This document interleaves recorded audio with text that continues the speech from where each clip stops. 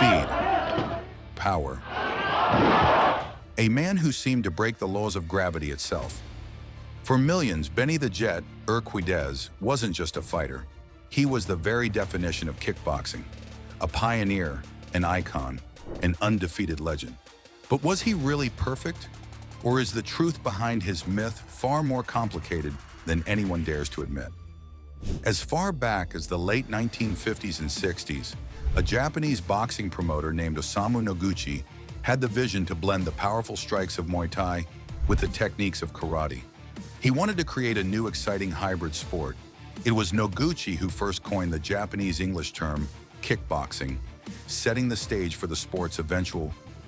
Even on American soil, the first full contact bout, the event many consider the birth of American kickboxing, was fought 4 years before Urquidez's professional debut. On January 17, 1970, the formidable karate champion Joe Louis, a man frustrated with the limitations and light contact of the tournament scene, fought and won the first ever professional kickboxing match in the United States, cementing his place in history as the father of American kickboxing.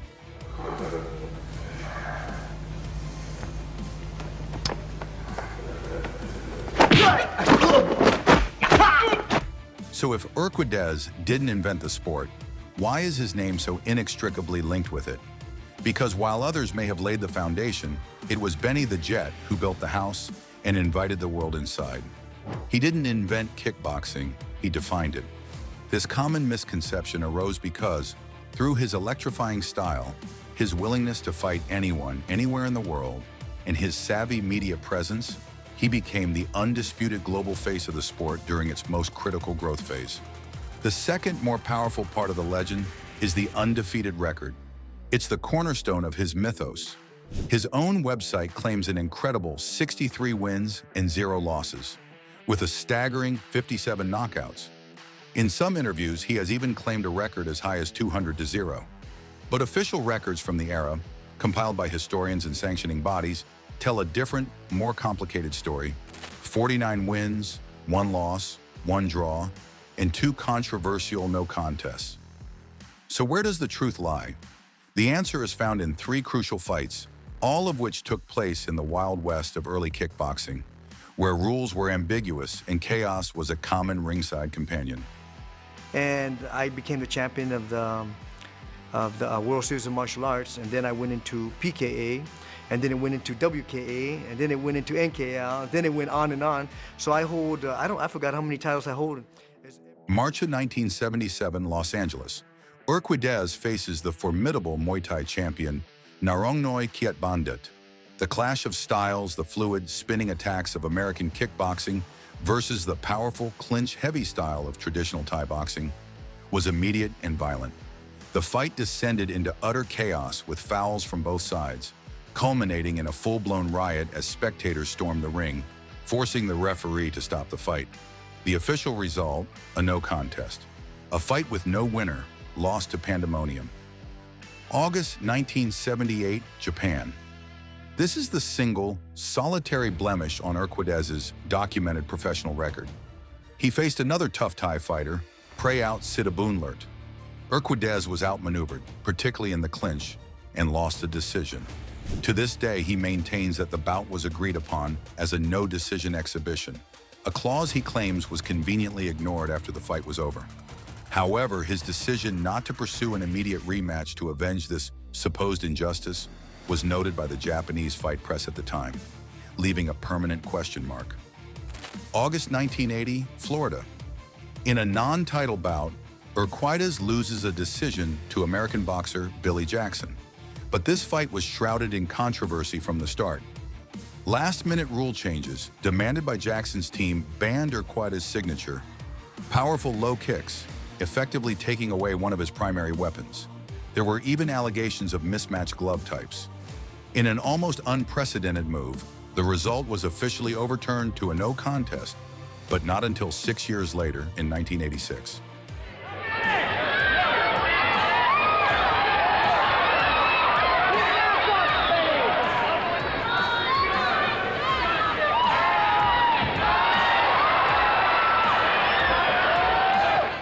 So was he undefeated? In his own mind and by his own code of a warrior, yes. He viewed these bouts not as legitimate losses, but as systemic failures of a sport still struggling to define its rules and ensure fair officiating. The truth is, his record is a historical artifact, a product of a chaotic, formative era that he, more than anyone, helped to shape into a legitimate global sport. Whether his record was perfect or not, his dominance was undeniable. For over 2 decades, he was the man to beat.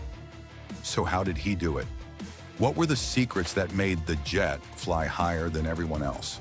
The answer isn't a single technique, but a complete system, a fusion of mind, body, and spirit that went far beyond what anyone else was doing. For Benny Urquidez, the fight was won long before the first bell ever rang. In his writings and interviews, he reveals his first secret. True power isn't merely physical.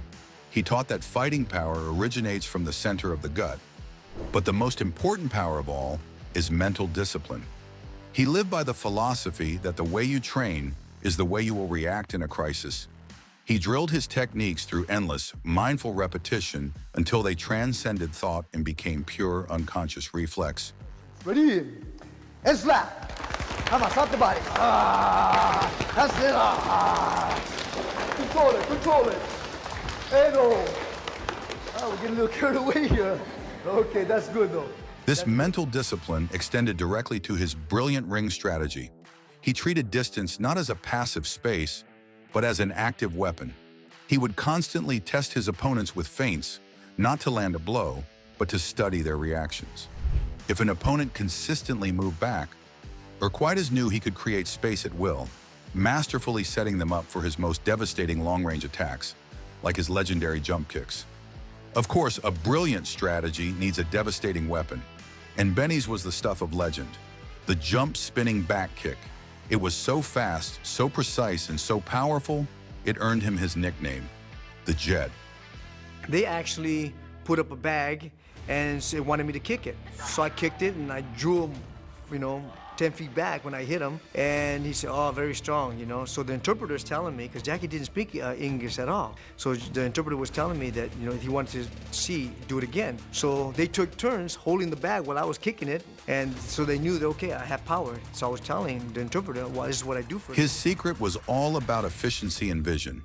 Unlike many practitioners who turn their back completely, creating a blind spot, he taught a method where he never fully took his eyes off his opponent.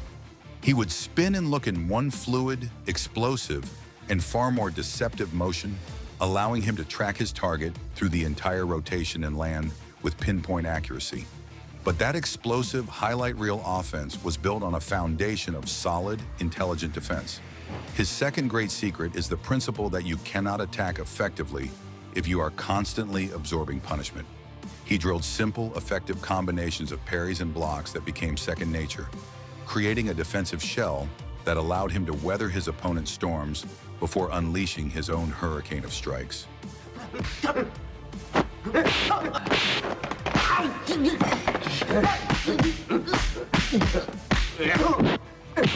final secret, the one that ties it all together, is synthesis. Urquidez was a lifelong student, a true martial artist who earned black belts in 9 different disciplines, including judo, kenpo, shotokan, and taekwondo. He wasn't satisfied with mastering just one style. He wanted to understand the universal principles of combat. He combined all of this vast knowledge into his own system, Ukidokan Karate. It was the ultimate expression of his fighting philosophy, a practical, adaptable form of combat that blended the most effective techniques from multiple styles. This holistic approach proves that he wasn't just a fighter, he was a true innovator. After dominating the ring, the Jet conquered Hollywood. His on-screen battles with martial arts icon Jackie Chan are considered by fans and critics alike to be among the greatest fight scenes ever filmed. His credibility as a real-world champion gave these scenes a visceral authenticity that captivated global audiences. He became a sought-after fight choreographer and trainer, teaching his secrets to a generation of action stars and cementing kickboxing's place in popular culture forever.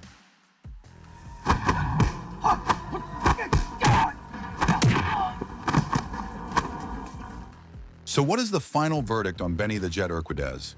He wasn't the literal inventor of kickboxing, but he was its greatest evangelist and its defining star. His undefeated record is a matter of fierce debate, a reflection of the chaotic era he ruled with an iron fist. But the legend itself holds a deeper, more important truth. He was a transcendent talent who pushed the boundaries of what was possible in combat. He was a thinker, a teacher, and a champion whose influence is still felt in dojos and gyms all over the world today.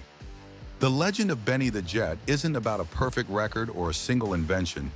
It's about a relentless, lifelong pursuit of perfection that changed the face of combat sports forever. No, I'm 14. This is my, he said, no, you're Shodan. You're black belt. You're over there. Chuck Norris, Bruce, I'm talking about Skipper Mullins, Joe Louis, all the big. And I said, I can't fight them. I'm just a kid. Then I go over there with my tail between my legs, and It's a good experience. And I beat the tournament. And that legacy continues. In 2025, a new documentary produced by one of Hollywood's biggest action stars, Keanu Reeves, will tell his story to a new generation, ensuring that the flight of the jet will never be forgotten. So what do you think? Does the controversy around his record change your view of his legacy?